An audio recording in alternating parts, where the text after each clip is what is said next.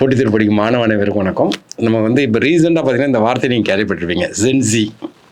ஏன்னா gen Z protest அப்படிம்பாங்க.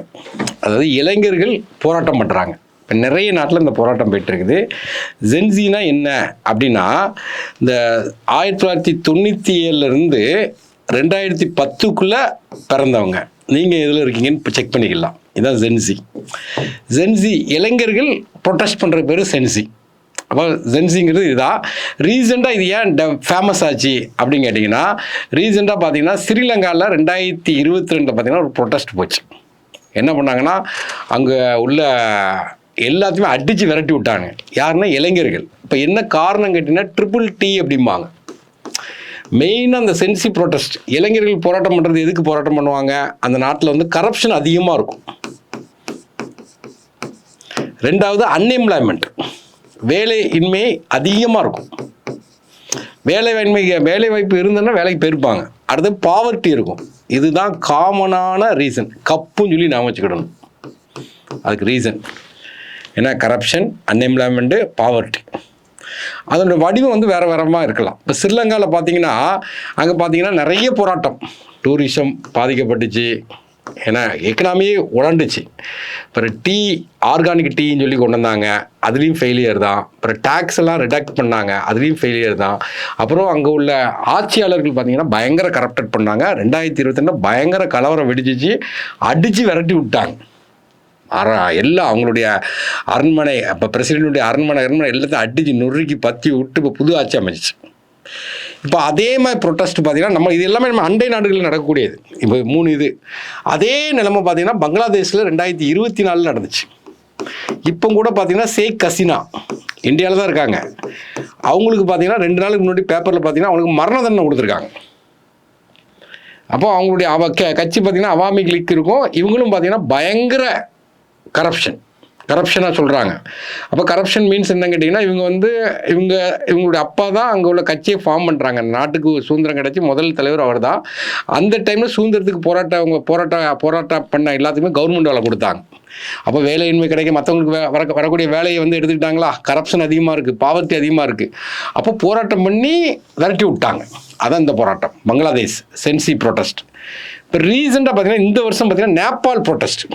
நேபாளில் first protest எதனால் ஆரம்பிச்சு கேட்டிங்கன்னா, இந்த சோசியல் மீடியாவை பேன் பண்ணாங்க. அதனால் இந்த சென்சி ப்ரொட்டஸ்ட் ஆரம்பிச்சுன்னு சொன்னாங்க. ஆனால் பின்னாடி பார்க்கும்போது அது உண்மையான போராட்டம் கிடையாது. அது ஒரு காரணம் கிடையாது. கரப்ஷன் அதிகமாக இருக்குது, அன்எம்ப்ளாய்மெண்ட் க்ரோத் அதிகமாக இருக்குது, பாவர்ட்டி அதிகமாக இருக்குது, வேலைவாய்ப்பே இல்லை. அப்போ அதனால் ப்ரொட்டஸ்ட் பண்ணி அங்கே உள்ளவங்கள பற்றி ஓட விட்டாங்க. இப்போ கூட பார்த்தீங்கன்னா ஒரு சுப்ரீம் கோர்ட்டுடைய நீதிபதியை தான் அங்கே ஹெட்டாக இடைக்கால அதிபராக நியமனம் பண்ணியிருக்காங்க, சுசீலான்னு ஒரு லேடியை. அப்போ அங்கே ஒரு ப்ரொட்டஸ்ட் போயிட்டுருக்குது. அதுக்கப்புறம் இப்போ ரீசெண்டாக பார்த்தீங்கன்னா மெக்சிகோ பொறுத்த வரைக்கும் பார்த்தீங்கன்னா ட்ரக்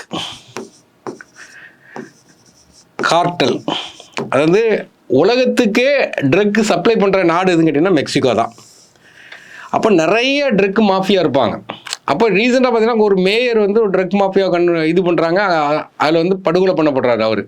இப்போ ட்ரக் மாஃபியா வச்சு அங்கே கிரிமினல் ரேட் அதிகமாக இருக்கும். கிரிமினல் ரேட்டு எங்கே அதிகம்னா மெக்சிகோவில் அதிகமாக இருக்கும். அதிகமாக இருக்கனால பார்த்தீங்கன்னா அங்கே கரப்ஷன் அதிகமாகுது. ஏன்னா அன்எம்ப்ளாய்மெண்ட், பாவர்ட்டி அதிகமாக இருக்குது. இப்போ அதுக்கு எதிராக இப்போ போராட்டம் போயிட்டுருக்குது. இது மெக்சிகோவில் நடக்கக்கூடிய போராட்டம். இதை வச்சு இந்த சென்சிங்கிற ஒரு வார்த்தை பிரபலமாகுது. இப்போ சென்சினா அந்த ஜென்ரேஷன் டேபிள் என்னெல்லாம் இதெல்லாம் குறிக்குது அப்படின்னு சொல்லி பார்க்கணும். இதில் பார்த்தீங்கன்னா பேபி பூமர்ஸ் அப்படிம்பாங்க. பேபி பூமர்ஸ்னால் யாருன்னு கேட்டிங்கன்னா 46 to 64, 46 to 64 மாற்றி போட்டிங்கன்னா 64. Second world war 1939 to 45. அந்த வேர்ல்டு வாரில் எல்லாருமே பங்கு பெறுறாங்க, எல்லா நாட்டுக்காரங்க பங்கு பெறுறாங்க. அந்த வேர்ல்டு வார் முடிஞ்ச உடனே எல்லாருமே வீட்டுக்கு போகிறாங்க.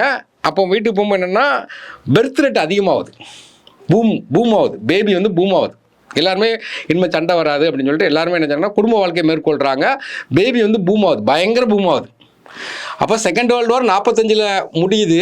ஏன்னா இது அடுத்த வருஷம் 46 மாற்றி போட்டிங்கன்னா 64. இதை பேபி பூமர்ஸ்பாங்க. வேர்ல்டு பாப்புலேஷனே பயங்கரமாக எக்ஸ்ப்ளோசிவ் ஆச்சு. அதுக்கப்புறம் ஜென் எக்ஸ் அப்படிங்காங்க. ஏன்னா இதுக்கு அடுத்த வருஷம் 65 to 79 வரைக்கும் பிறந்தவங்க ஜென் எக்ஸு. ஏன்னா இதில் தான் என்னுடைய டேட் ஆஃப் பர்த் இதில் வரும்னு வச்சுருவோம். இதை வச்சு நம்ம பார்த்துக்கலாம், நம்ம எந்த பீரியட்னு பார்த்துக்கலாம். ஜென் ஒய்ங்கிறது பார்த்தீங்கன்னா 80 to 96.